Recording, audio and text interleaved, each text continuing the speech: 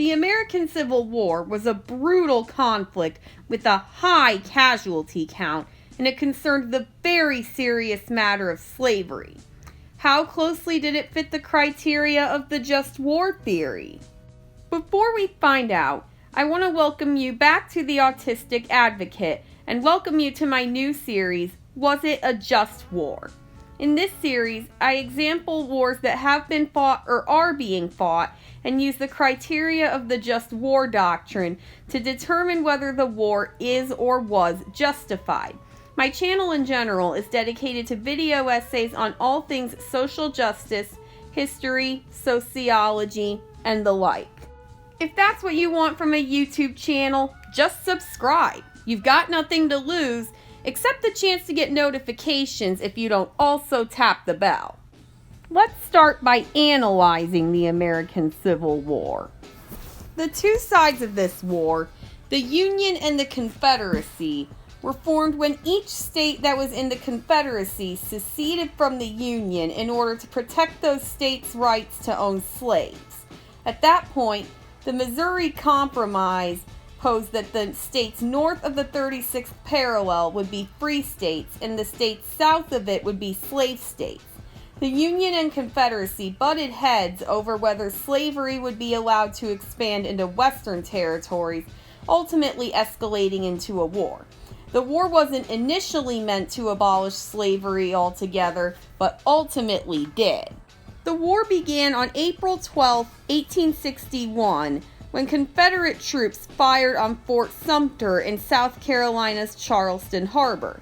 A wave of enthusiasm for war swept over both North and South as recruitment soared. The states in the undecided border region had to choose sides, although Kentucky declared itself neutral. 4 more southern states seceded after the war began, and, led by Confederate President Jefferson Davis, the Confederacy asserted control over about a third of the U.S. population in 11 states. 4 years of intense combat, mostly in the South, ensued.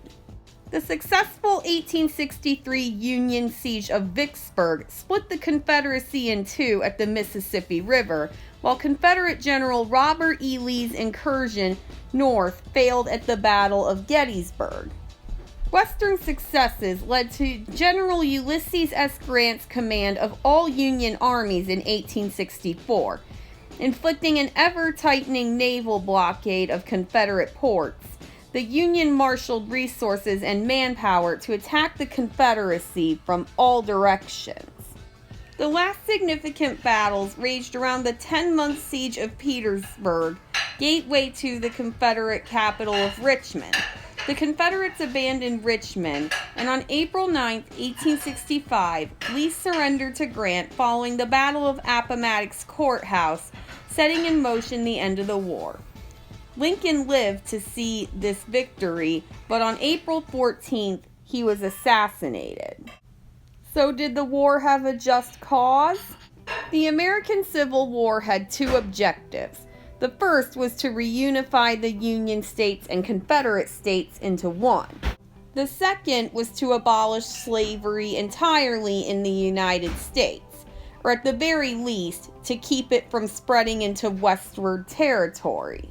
Whether the first objective was a good reason to go to war is questionable, but the second one, of ridding our country of the evil of the slave trade, or at least stopping its spread, that's definitely an admirable goal and a good reason to go to war, provided that's going to be necessary and effective.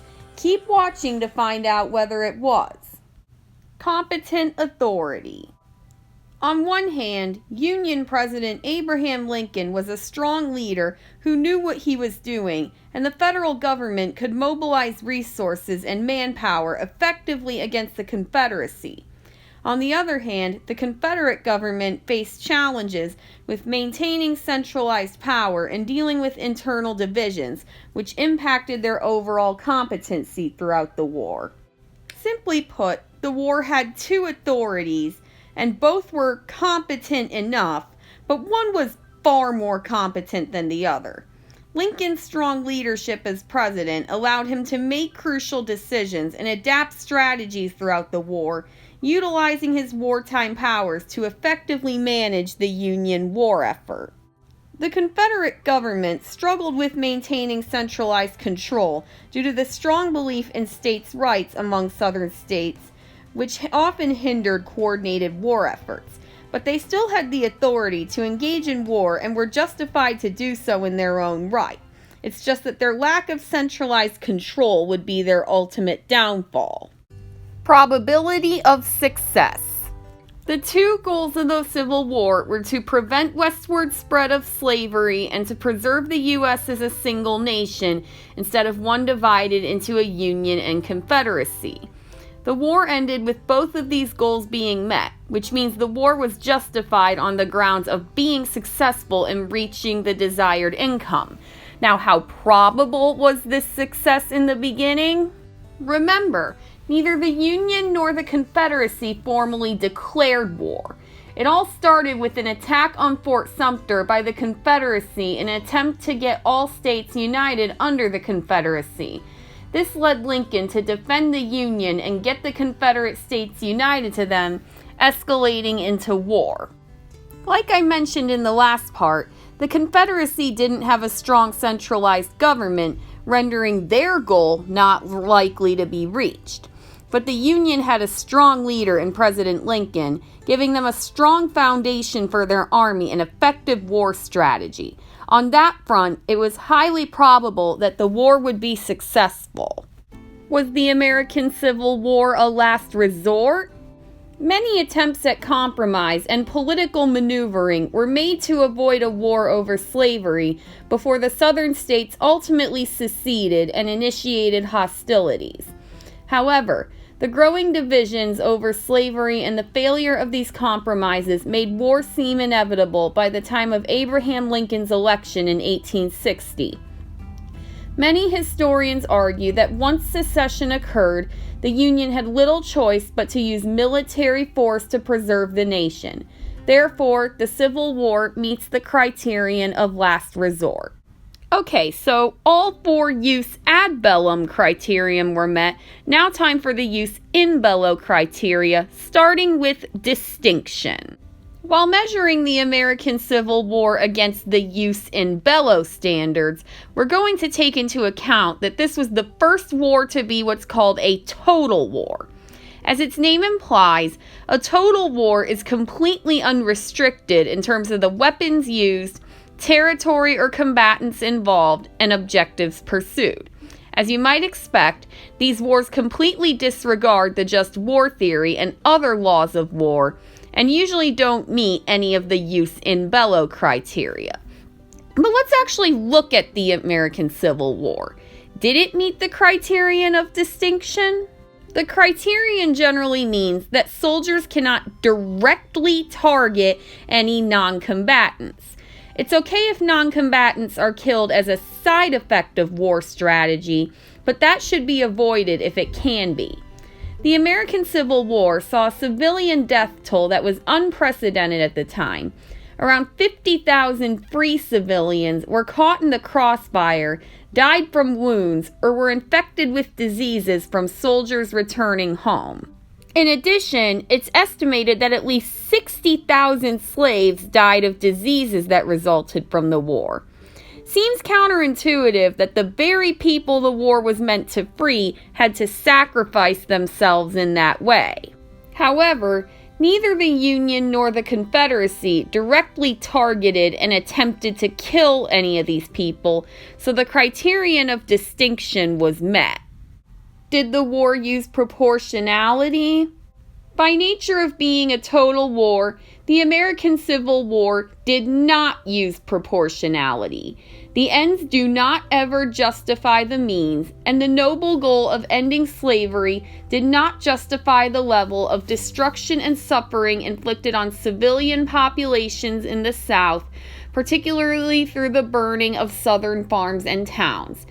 Both the Union and the Confederacy targeted civilian infrastructure and resources, leading to a significant loss of life and destruction that could be considered disproportionate to the two goals of the war we've already outlined.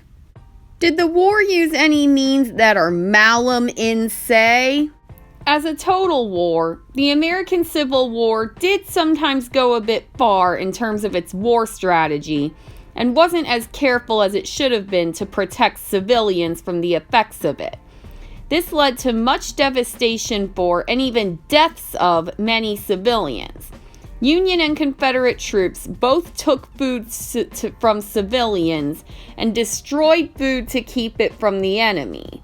William Tecumseh Sherman even claimed that total war was necessary due to the dire nature of the American Civil War. As he put it, we are not only fighting hostile armies, but a hostile people, and must make old and young, rich and poor, feel the hand of war. The just war theory and advocates for it would not agree with this logic on any grounds. And you might think that a war that uses this logic might result in the use of means that are malum in se. The food stealing and destruction wasn't exactly malum in se. It was mostly just misguided and something for which alternatives existed but weren't used. Other than that, no other malum in se methods were used in the American Civil War, surprising given its brutal, total war nature. Just war score. Just cause? Check. Competent authority? Check. Probability of success? Check. Last resort? Check. Distinction? Check. Proportionality?